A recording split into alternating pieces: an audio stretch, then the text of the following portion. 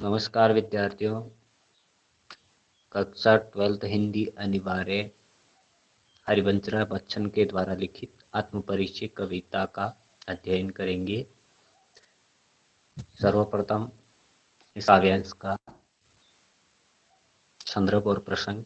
निम्नलिखित काव्यांश हमारी पाठ्य पुस्तक में लिखित हरिवंशराय बच्चन की आत्मपरिचय कविता से लिया गया है। इसमें कवि बता रहा है कि वह अपने जीवन के उत्तरदायित्वों को निभाते हुए भी सभी के प्रति प्रेम और स्नेह के भाव रखता है और संसार को सुहाने वाली बातें न कर करके और अपने मन का गान करता है, अपने मन के गीत गाया करता है। अब है इसकी व्याख्या। मैं जग जीवन का भार लिए फिरता हूँ, फिर भी जीवन में प्यार लिए फिरता हूँ। कवि हरिवंशराय बच्चन कहते हैं कि मैं इस सांसारिक जीवन के उत्तरदायित्व निभाते हुए जीवन यापन कर रहा हूँ। यानी जग जीवन का मतलब सांसारिक जीवन।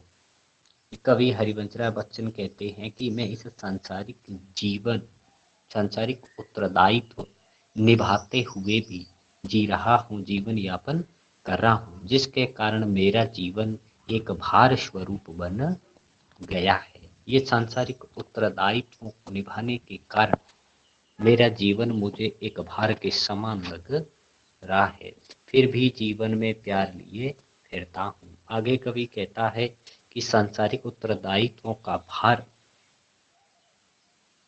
होते हुए भी मेरे मन में सभी के प्रति प्रेम और स्नेह के भाव हमेशा विद्यमान रहते हैं।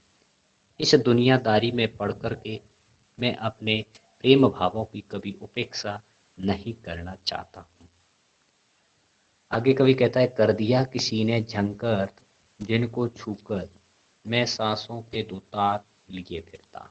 आगे कवि कहता है कि किसी ने अपने प्रेमपूर्ण स्पर्श से मेरे इस जीवन रूपी सितारे को झंकृत कर दिया है। जीवन रूपी सितारे में एक प्रेम की झनकार, प्रेम का संगीत उत्पन्न कर दिया है। उस मधुर प्रेम राग के सारे ही मैं जीवन यापन कर रहा हूँ। यानी मेरे इस ये सांसों का आना और जाने, इन दो क्रिया को कवि ने या सांसों के दो तार के रूप में उल्लेखित किया है। सांसों का आना और जाना सांसों के दो तार के समान बताया गया है और कहा है कि इस मधुर प्रेम राग के सारे ही मैं इस जीवन को जी रहा हूँ। यानी मेरे शरीर में सांसें आती और जाती रहती है, यानी मैं जीवन यापन कर रहा हूँ। प्रेम राग के मधुर संबंधों के सारे ही मैं जीवन जी रहा हूँ। मैं स्नेह सुरा का पान किया करता हूँ, मैं कबीर जग का ध्यान किया करता हूँ। जग पूछ रहा उनको जो जग की गाते, मैं अपने मन का गान किया करता हूँ। आगे कवि कहता है कि मैं इस सदैव प्रेम की मदिरा में मस्त रहता हूँ। स्नेह सुरा का मतलब होता है प्रेम की शराब, प्रेम रूपी शराब, स्नेह रूपी शराब। तो कवि कहता है मैं स्नेह सुरा का पान किया करता हूँ। पान करने का मतलब पीना। कवि कहता है कि मैं हमेशा प्रेम की मदिरा में मस्त रहता हूँ, प्रेम के नशे में मस्त रहता हूँ। कभी न जग का ध्यान, और इस संसार का मैं कभी ध्यान नहीं करता हूँ। ये संसार के लोग मेरे बारे में क्या क्या चर्चा करते हैं, मेरे बारे में क्या बोलते हैं, मेरे बारे में क्या कहते हैं, उन बातों पर मैं कभी ध्यान देता ही नहीं हूँ। संसार के लोगों के द्वारा मेरे बारे में की गई उस बातों की तरफ मैं ध्यान कभी नहीं देता हूँ। मैं तो बस प्रेम के नशे में मदमस्त रहता हूँ। जिस प्रकार से दुनिया अपने इस दुनियादारी से छुटकारा पाने के लिए, दुनियादारी से होने वाले कष्टों से मुक्ति पाने के लिए, अपने मन को सांत्वना दिलासा देने के लिए शराब के नशे का सेवन करता है, शराब का सेवन करते हैं और अपने गम को भुलाते हैं। लेकिन मैं तो बस प्रेम के नशे में मस्त रहता हूँ और इस दुनियादारी की चिंता से बिल्कुल बेखबर रहता हूँ। जग पूछ रहा उसको जो जग की गाते। आगे कवि कहता है कि यह संसार उसी को पूछता है जो संसार की गाता है। यानी पूछने का मतलब होता मान सम्मान देना, आदर सत्कार देना। तो जग पूछ रहा उनको जो जग की गाते।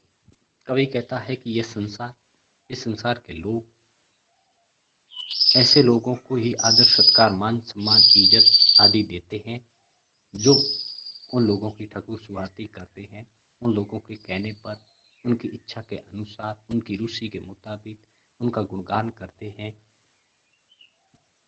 उनके कहने पर गाते हैं, यानी उसका गुणगान करते हैं, उनकी झूठी प्रशंसा करते हैं। उसी को ये संसार एक श्रेष्ठ कवि होने का मान सम्मान, आदर सत्कार देते हैं।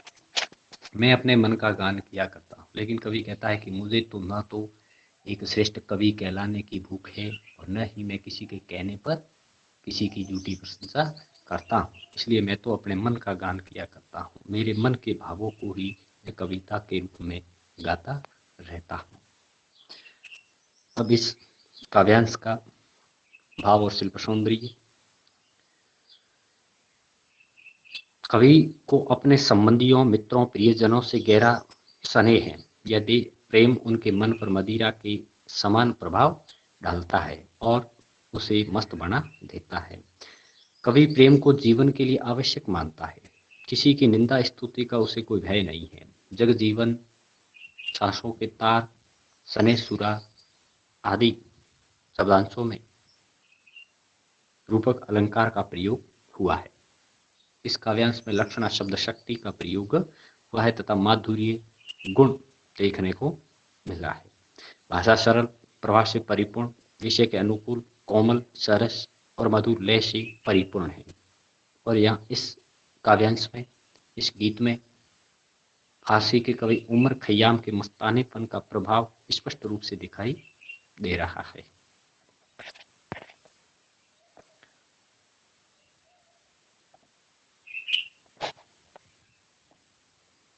काव्यांश नंबर 2। मैं निज उर उद्गार लिए फिरता हूँ, मैं निज उर के उपहार लिए फिरता हूँ। है ये अपूर्ण संसार न मुझको भाता, मैं स्वप्नों का संसार लिए फिरता हूँ। मैं जला हृदय में अग्नि दहा करता हूँ, सुख दुख दोनों में मग्न रहा करता हूँ।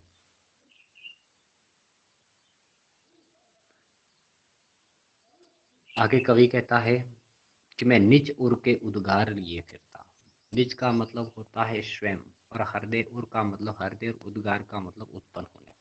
तो कवि इस पंक्ति में कह रहा है कि मैं अपने हृदय में उत्पन्न होने वाले भावों को कविता के रूप में अभिव्यक्त करता रहता हूं। मैं निज उर के उपहार लिए फिरता हूं। आगे कवि कहता है कि इस मेरी कविता में इस संसार की कल्याण कामना से परिपूर्ण विचार अभिव्यक्त होते हैं और यही संसार को मेरा एक प्रेम उपहार है। यानी मेरे हृदय में उत्पन्न होने वाले संसार की कल्याण कामना से परिपूर्ण भाव और विचार इस संसार के लिए मेरे द्वारा दिया जाने वाला एक उपहार है, एक भेंट है। यानी मैं संसार की कल्याण कामना से परिपूर्ण विचारों को प्रस्तुत करता हूँ और यही विचार इस संसार को मेरे लिए, मेरे द्वारा दिया गया एक उपहार, एक भेंट के समान है ये अपूर्ण संसार न मुझको भाता, मैं सपनों का संसार लिए फिरता हूँ। आगे कवि कहता है कि ये मेरी नजरों में ये संसार अधूरा है, अपूर्ण है और ये अपूर्ण संसार मुझे अच्छा नहीं लगता है। भाने का मतलब अच्छा लगना, भाना। ये संसार मुझे अच्छा नहीं लगता है। मेरी दृष्टि में ये संसार अधूरा है, जो मुझे प्रिय नहीं है, क्योंकि इस संसार में प्रेम नहीं है और ये संसार क्षणभंगुर है, अस्थाई है। इसलिए मैं अपने सपनों के संसार में ही मस्त रहता हूँ। मैं सपनों का संसार लिए फिरता हूँ, मेरे सपनों के संसार में ही रहता हूँ और जहाँ मुझे कोई चिंता और कोई अभाव नहीं महसूस होते हैं। मैं जला हृदय में अग्नि दहा करता हूँ, सुख दुख दोनों में मग्न बहा करता हूँ। आगे कवि कहता है कि यद्यपि संसार के कष्ट, अभाव और दुख दर्द उसके मन को निरंतर अग्नि की ज्वाला के समान जलाते रहते हैं, और मैं इस अग्नि की ज्वाला में निरंतर दहकता रहता हूँ, दाह करता हूँ, यानी जलता रहता हूँ। दाह का मतलब जलना।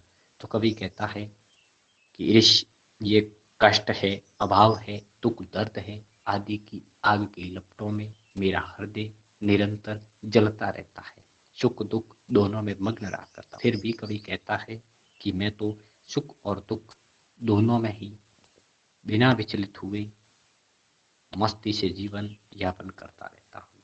सुख और दुख दोनों ही परिस्थितियों में मैं समान भाव से जीवन यापन करता हूँ।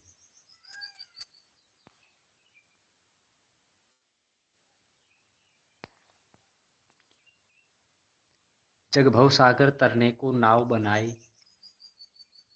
मैं भव मौजों पर मस्त बहा करता हूँ। आगे कवि कहता है कि ये संसार सागर को पार करने के लिए नाव बनाता है। यानी कवि कहता है कि ये संसार के लोग इस संसार रूपी समुद्र को तैर कर पार करने के लिए विभिन्न प्रकार के पुण्य कर्मों की नाव बनाकर इस संसार के आवागमन के चक्कर से मुक्ति पाना चाहते हैं। यानी इस संसार में बार बार विभिन्न योनियों में जन्म लेकर आने और जाने, यानी जन्मने और मरने की इस प्रक्रिया से वे छुटकारा पाना चाहते हैं, यानी संसार समुद्र से पार जाना चाहते हैं। अर्थात वे मोक्ष की प्राप्ति के लिए कई प्रकार के पुण्य कर्मों का सहारा लेते हैं। लेकिन मैं भव मौजों पर मस्त बहा करता हूँ। लेकिन कवि कहता है बस मैं तो प्रेम की मस्ती से संसार सागर की लहरों पर बहता रहता हूँ। आशय यही है कि कभी संसार की कठिनाइयों से विचलित न होकर प्रसन्नतापूर्वक उसके बीच से होकर अपना मार्ग, अपना लक्ष्य साधता रहता है, अपना लक्ष्य तलाशता रहता है। भाव और शिल्प सौंदर्य प्रस्तुत पद्यांश या काव्यांश जिसमें संसार को अपूर्ण बताया है। इसमें प्रेम नहीं है, यह स्थायी नहीं है, क्षणभंगुर है। इसमें अभाव, चिंताएं, राग, द्वेष, ईर्ष्या आदि विद्यमान है। अतः कवि को यह संसार अच्छा नहीं लगता। वह अपने सपनों के प्रेम से भरे हुए संसार में ही जीना चाहता है। इस काव्यांश की भाषा सरल, प्रभावपूर्ण, परिमार्जित खड़ी बोली में है। कवि ने यह प्रेक्षात्मक शैली में अपने मनोभावों को व्यक्त किया है। काव्यांश में शांत रस की अनुभूति और लक्षणा शब्द शक्ति विद्यमान है। मन मौजों पर मस्त भक्ति में अनुप्रास अलंकार है, क्योंकि इसमें म वर्ण की आवर्ती हुई है, तथा भव सागर में रूपक अलंकार का प्रयोग हुआ है।